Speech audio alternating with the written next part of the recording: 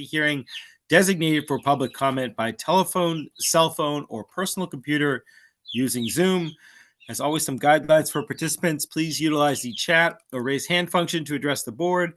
Participants remain on mute until they have been addressed by the board, and participants are required to display their first and last names. All that said, by tradition, we will start with a roll call of present members. I am Brian Barabee. Jim Garrity. Laurie Stevenson. Sue Mitra. Excellent.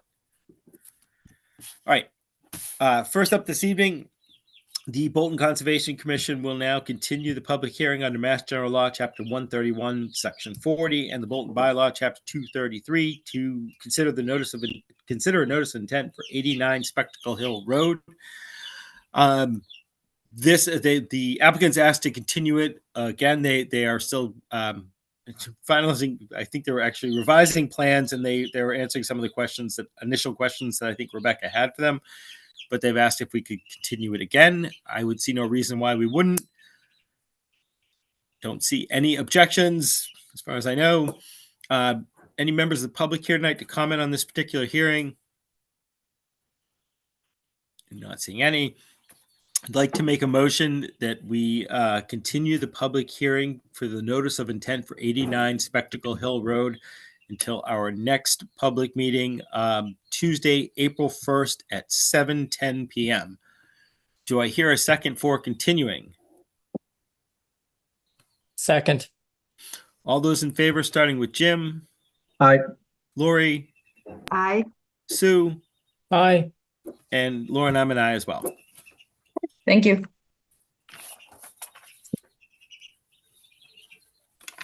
All right. Next up this evening, the Bolton Conservation Commission will now open a public hearing under Mass General Law, Chapter 131, Section 40, and the Bolton Bylaw, Chapter 233, to discuss a notice of intent for Lot 2 Harvard Road, parcel 175, DEP file number 112-0755. Lauren, is the applicant or a rep for the applicant with us here this evening? Yes, Brandon Ducharme from David E. Ross Associates is here tonight. Okay. And Brandon, would you mind giving us a quick overview of the project and what's being proposed? Sure. Yep. Good evening, Brandon Ducharme with David E. Ross. I'm also here with the owner and applicant, Bob Cohen. Hi, Brian. Hey, Bob. How are you? Good, and you? Good. So if I can I share my screen? Please. Yeah.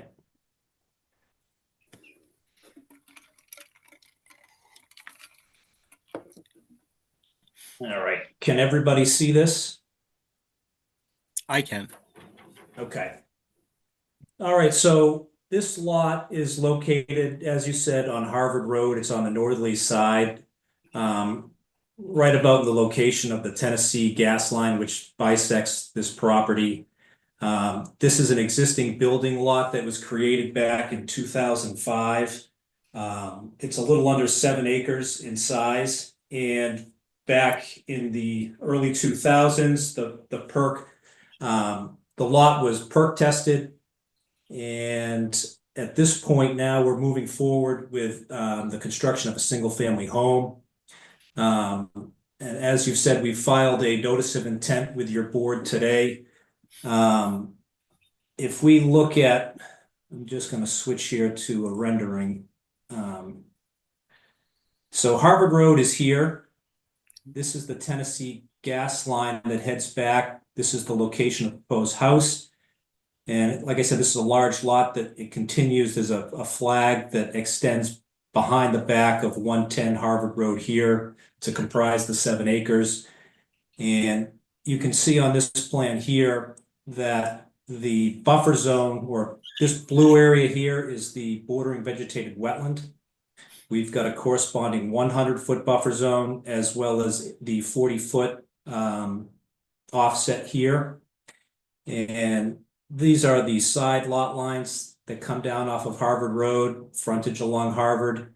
And as you can see, the 100-foot buffer zone pretty much encapsulates the entirety of the frontage of this piece. So as we look at the notice of intent that was filed, It's really just to provide access back to the upland portion of the lot. So as you get beyond the wetland buffer here, we've got a proposed house location.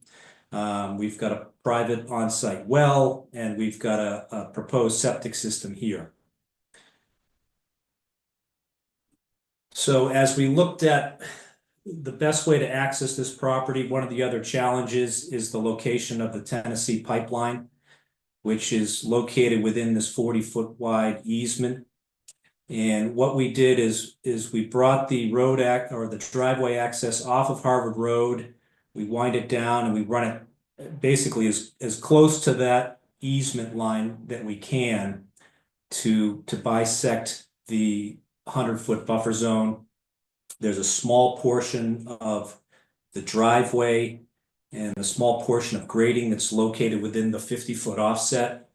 One of the things that we've done to eliminate some of that disturbance in that zone is we've designed a retaining wall that essentially will run all along the edge of the driveway through here to bring that grading tight up to the proposed driveway.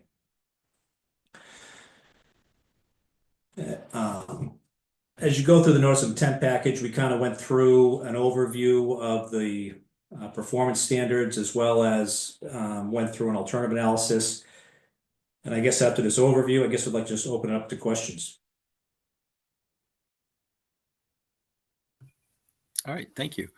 I guess I'll start with, I was looking at the DEP comments on these two, and they were questioning about the delineation for, is it a perennial stream or intermittent stream off the northern end of the property?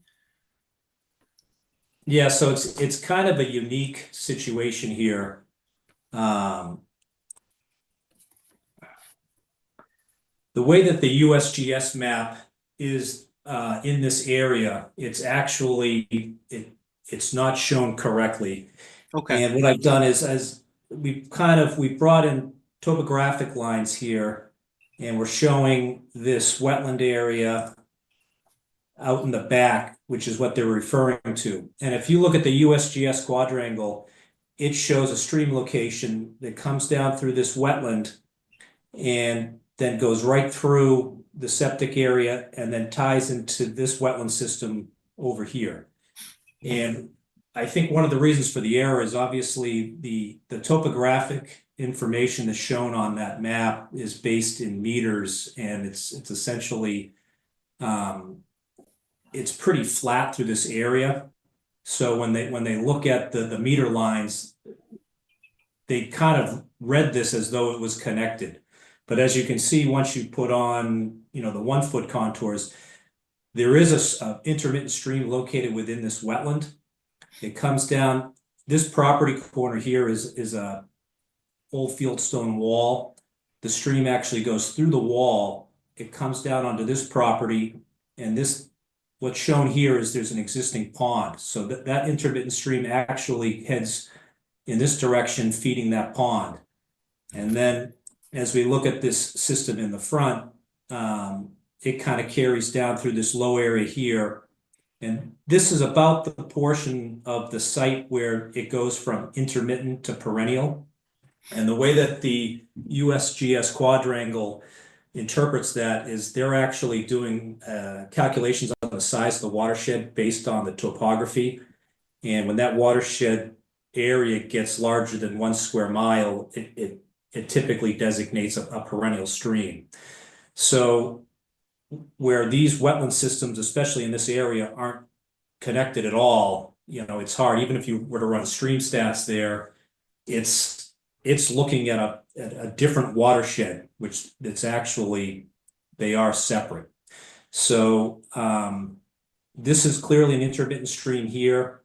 The plans that we submitted don't show this 100-foot buffer zone just because it's out of view. It's actually so far away. So the red line here designates an approximate 100-foot buffer zone. And again, the work that we're looking at is probably it's greater than an additional 100 feet beyond the buffer zone. Second question, just even in talking with Rebecca, is at what point would this stream become perennial? we're kind of on the abutting piece here, but when we did the delineation, we looked in this area for stream characteristics. And really, until you get further down, you don't even get stream characteristics that would be associated with not only an intermittent stream, but a perennial stream. Can I ask, when did you do the delineation? Was it when we were in drought or after or before? Yeah, so it was done in this past fall. So technically, we were in a drought period. As you know, when I do the delineation, we're looking at vegetation, we're looking at hydrology, which hydrology becomes in question in that time, but we're also looking at hydric soils. So whether we're in dry conditions or we're in wet conditions, the hydric soils and vegetation are sufficient to generate what that boundary is. And I can tell you, just obviously from doing a lot of work, not only in Bolton, but in this area, we did a septic system repair for this abutting house here, which this wetland was delineated at that time. Again, there was no perennial stream associated with that wetland filing. We've also done work on the property to the rear. And I know previously this area was shown to have 2 septic areas for 2 potential lots, which ultimately when it became part of a conservation restriction, so that the houses weren't built. But if you kind of look at the topography here, there's another septic system on the abutting property. This is the septic system for this house, and then we're kind of all in line there. So it's very clear when you walk in the field that obviously not only is there not an intermittent stream there, but there's not even a wetland in that area. And that's what and I'll open up to the commission too. But that's one of the things. This is one where I probably would like a site walk just to go out and confirm all of that. I can understand you not marking off the 200 on the northern part of the property, but even if you don't mark the full limit of work, if you could mark out a limit of work for when we come out, and we'll try to set a site visit date before our next meeting. But a limit of work, what's the absolute max you'll go to that northern edge, and give us a chance to go take a look at that. I'm trying to think if I have any other initial questions. Just about the easement, and again, this might just be me doing some homework myself. I believe the property owner owns the property and the gas company has an easement over it. Are you then barred from putting a driveway over it? Did you explore the option of moving the driveway further away from that wetland and just crossing the easement in a different, or crossing the easement in a certain area? Brian, it's Bob. Go ahead. Do you remember when they were trying to put a pipeline through Bolton? I do indeed, yes. And that's when I left the commission, because the state said, since going through town land and my land, it'd be a conflict of interest and I have to resign. Yeah. And Yes. I went to like 33 meetings against the pipeline, and I stood at the microphone, not listening. And that was the first questionnaire. And I said, I understand under Title 99, if you donate the land to a town, it takes a joint session of both houses of the legislature to pass to take eminent domain. And then the selectmen got a meeting with National Grid. And one of the guys was an old engineer that was kind of retired, and they sent him there. And he told me there's a competing pipeline by Algonquin coming in from the other side, and it's shorter than this one. So I went to National Grid and told them I'm going to put all the land into Chapter 99, and the 15-mile pipeline is going to be 150 miles before I'm done. So they did go with Algonquin. I don't know if my threats had anything to do with it, but the people at the pipeline, the Tennessee Pipeline, Kinder Morgan, don't like me. And when I called after that about the thing, they wouldn't even return my calls. I was going to say, Bob, but remember when you left the commission, I was still on it. So I was very involved with Tennessee Gas Pipeline. I don't think they like me either. Okay. So, but again, I I don't want to, I don't want to get us off track here. So did they say something like you're not allowed to They build did, they over wouldn't their return my easement? You can't calls. put a driveway over their easement? They wouldn't return my calls. On my letters. Okay. So really, just from even an engineering perspective, I've had, one other case where we had no alternative but to cross the gas line to access an upland portion. And essentially, the process is you would have to go in with full engineered plans, showing in this case, would have to come off Harvard Road in a similar location, would have to come across the pipeline and then kind of do an S-turn to kind of come back. So we'd still be in the buffer zone. The only difference would be we would be outside of the 40-foot setback. Yeah. And really what they're looking for is they don't like to lose their access through the easement. And if you've driven around town, you see they kind of mow those and keep those clear. Yep. So the thought of coming through with a driveway with potentially a section of wall or guardrail and would segment their access through there. So if there was an alternative, certainly they would not allow that if an alternative exists. Right. Secondly, but it's considered, permanent alteration in there.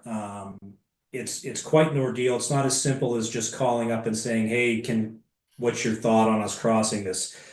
We typically would do engineered plans, then we've got to meet one of their engineers out there. They want us to excavate the pipeline in the areas where you're going to cross, to get actual depths on where the pipeline is. And then they look at your cuts and fills and ultimately can make a decision based on that. So it's certainly not an easy process. No, I know we've needed to do it because we have the high school project going on now too, and they have access roads crossing the Tennessee gas pipeline. The exact same company, same thing. They have an easement, and they've had to have access roads across it. I believe that it could be a huge ordeal to try to have them approve that. I believe you, but do we have that in writing somewhere? Is there some place on their website or someplace to where their company I can go to, if we have an easement over your property, if you're intending to build, because, we don't want it close to the wetlands. The wetlands are important to us. The gas line's important to them. If it's going to be a huge ordeal, I can understand us maybe giving more on letting them get closer to the wetlands rather than going over the gas line. But I need to see that in writing somewhere, that's something they're not going to just allow you to submit a regular plan for and say, we need to bring in the driveway this way. Otherwise, we're cutting too close to the wetlands. Again, I just that's written somewhere. It's not that I don't take your word for it. I just need to see that is written somewhere as to what the process is to determine if it is too onerous of a process. Do you understand what I'm saying? Yeah, I'm not no, I saying it's understand not you're too onerous of a process. I just need to actually see what the process is.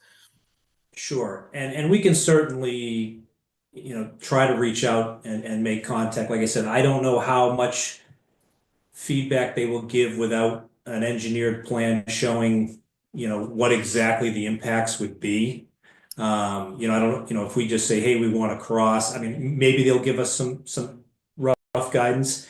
But also just looking at the impact as a whole on the site, by meandering the driveway over the pipeline, we are further from the wetlands, but it also would involve more earthwork, more impervious area, more alteration to the site. Which is the other reason why, this more direct access through, and we've made substantial effort here to get as close to the easement as we can. We're looking at a retaining wall, which adds significant site development costs to minimize that alteration the best that we can. And then beyond that, I guess would be maybe open to seeing if there was other ways that we could potentially mitigate the use of that portion of the property. All right. Yeah. And again, that's something if when we come out for a site visit, if you can do a center line for the driveway, and I'm guessing we'll be able to see where the property boundary is. Looks like it's, and I know the gas line's usually pretty clear. Just to see where that looks like in the field. I'm not saying you're not correct. Could very well be the case. We just need to look at some of these alternatives if possible. I think that's all the initial questions I have. I'm going to open it up to the commission. Do other commission members have any initial comments, questions, or thoughts? Yeah, I got a quick question. So, Brendan, I'm probably looking at the same map that the DEP was looking at that had that perennial stream on the back of the property. But the BVW looks like on the map I'm looking at, it basically comes right up against the property on the north side. So, just curious how you came up with that BVW delineation. Yeah, so our delineation is based on actual field indicators and field conditions. And, you know, I can sit here and tell you all the reasons why first of all, there's not a perennial stream. Secondly, there's not even a wetland through here, but nothing's clearer than if we go out and walk it. So kind of in this area, there's actually an existing cart path that comes through in the location of where they're showing that stream.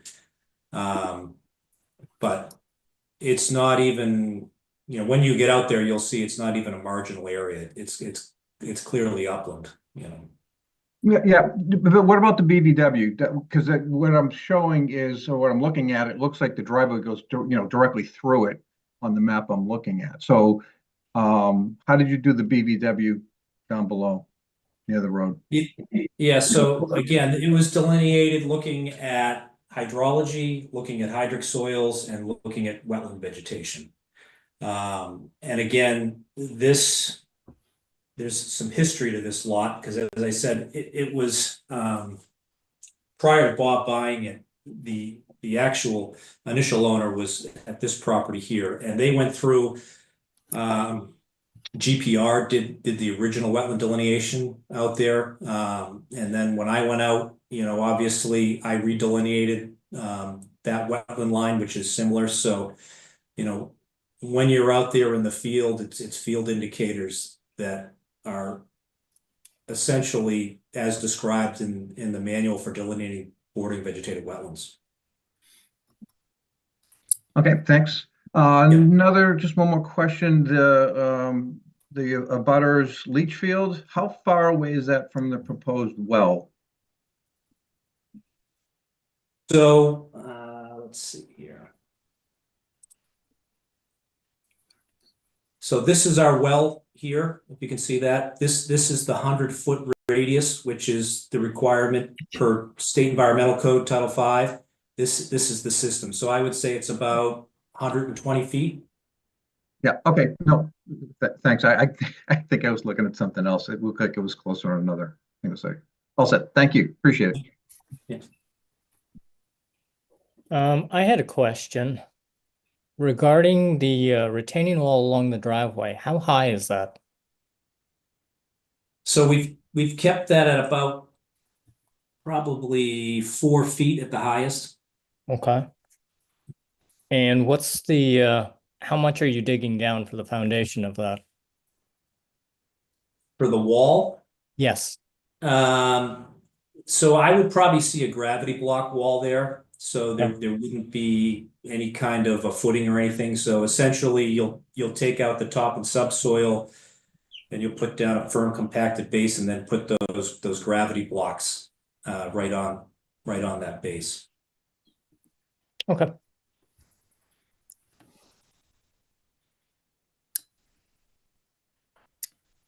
Any other comments, questions, thoughts from commission members? Any members of the public here tonight to comment on this particular hearing? I'm not seeing any. All right, so Brendan, if possible, can we continue this to our next meeting and try to set up a site visit in between in the next week or so? I think our next meeting is April 1st. And I know I'll be available in the next 2 weeks to try to get out there. But I would think that would be our next step at this point. Sure. Yeah. And obviously you mentioned staking out some center line and some things. So if you could just give us a little bit of time in that 2 weeks, just to get Sure. that staked out. So kind of maybe, later in the week prior to that other meeting, but we're flexible. That should be fine. Yeah, that should be fine. Okay. In that case, we open 7:10, so 7:20. I'm going to make a motion that we continue the public hearing for the notice of intent for Lot 2 on Harvard Road, DEP file number 112-055, until our next public meeting, Tuesday, April 1st at 7:20 p.m. Do I hear a second for continuing? Second. All those in favor, starting with Jim, Aye. Lori, Aye. Sue, Aye. and Lauren, I'm an aye as well. All right. So we will see you in a couple of weeks, and we'll try to get out to the property beforehand. Right, great. Thank you very much. Thank you, All right, everyone. thanks. Take care. Excuse me.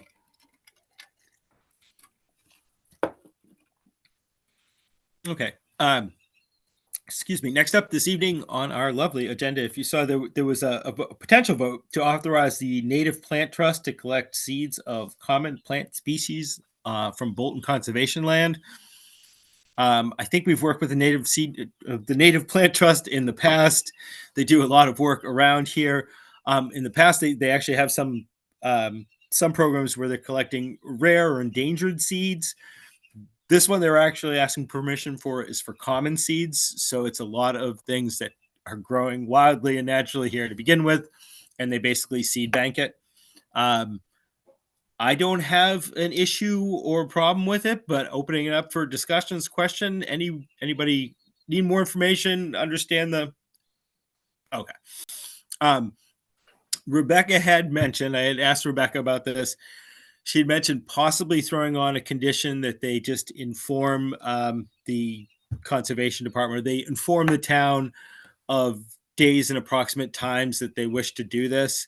And the only reason for that being that if somebody calls and says, hey, somebody's at Bower Springs, they're harvesting all these plants, I don't think they're supposed to be doing that Lauren or Rebecca would be able to say, no, that's the Native Trust. They're supposed to be here that day. Or they'd be able to say, well, Native Trust never said anything about being here today. Who's tearing up all those plants? So I'm going to throw that condition on unless somebody has an objection to it. All right. In that case, I'm going to call for a roll call vote to authorize the Native Plant Trust to collect seeds of common plant species on Bolton Conservation Land with the following condition. That the Native Plant Trust inform the town of days, approximate locations, and approximate times that they will be doing this collection. All those in favor of authorizing the Native Plant Trust to do this, please say aye, starting with Jim. Aye. Lori. Aye. Sue. Aye. And Lauren, I'm an aye as well. Thank you. Thank you. All right. Okay.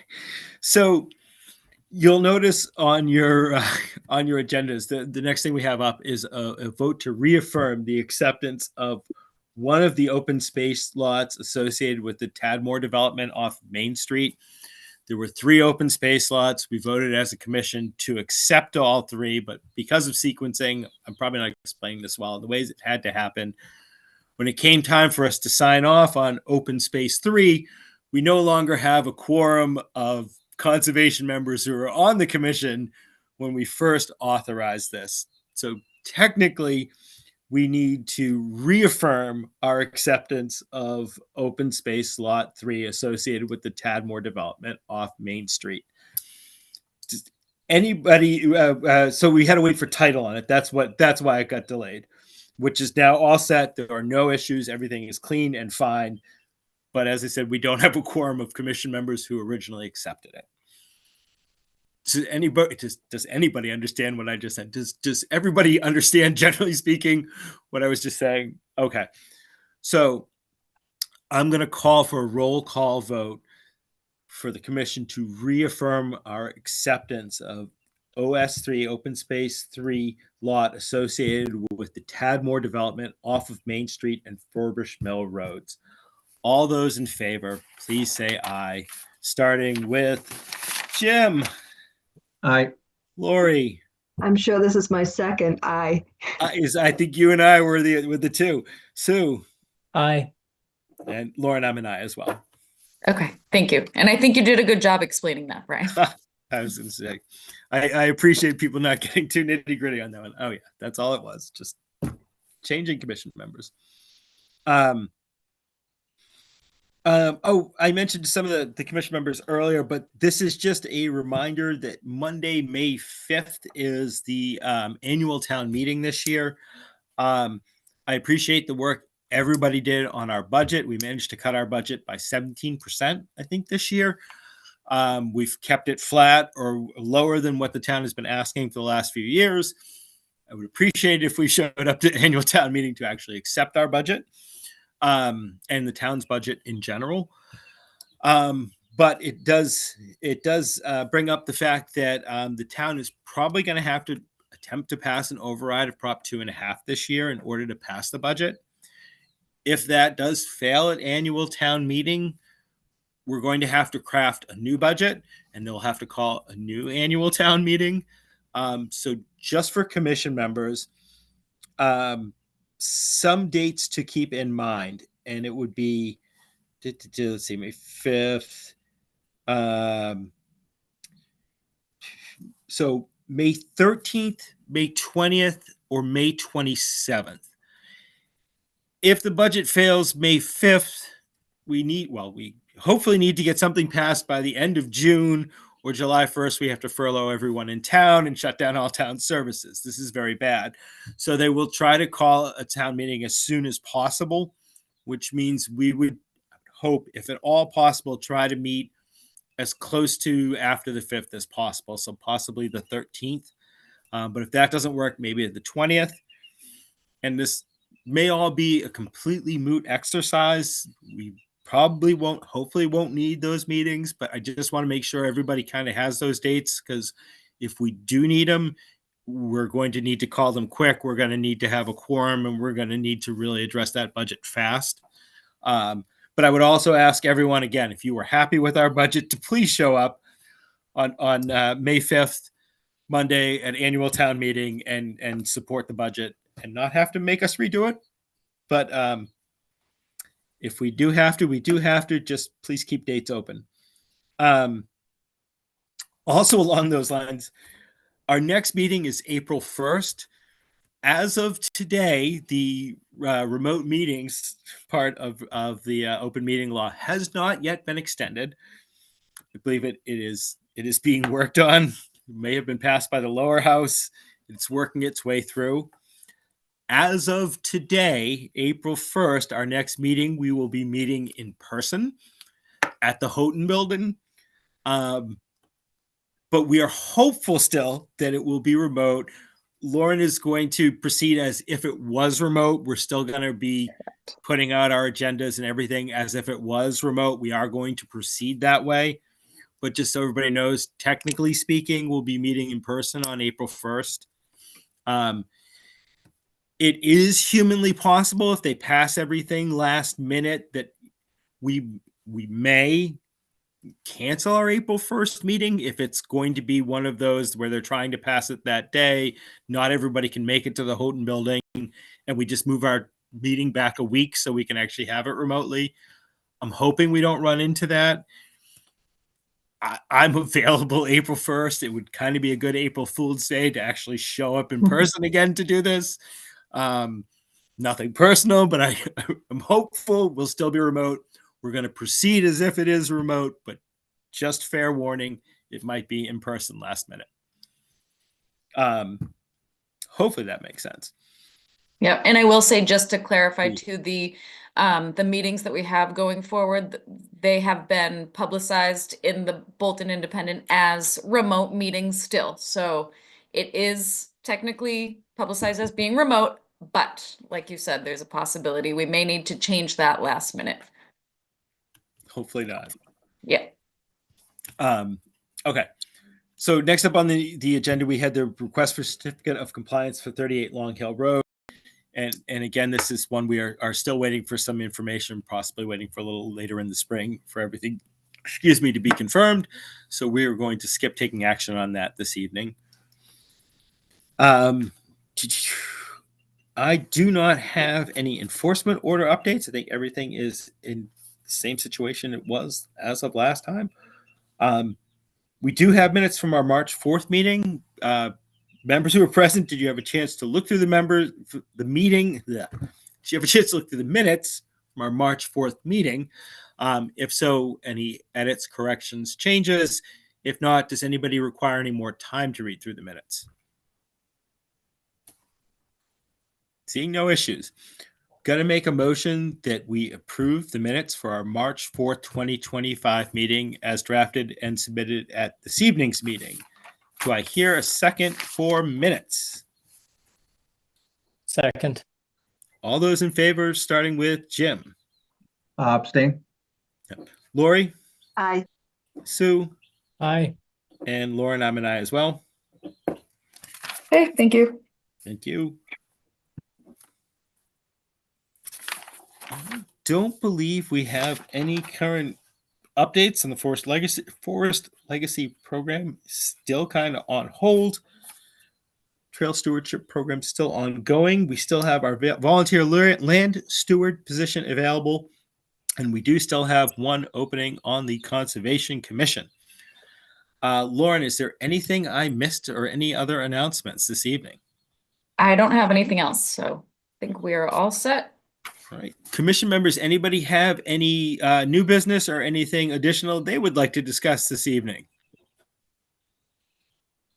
Don't all jump in. No.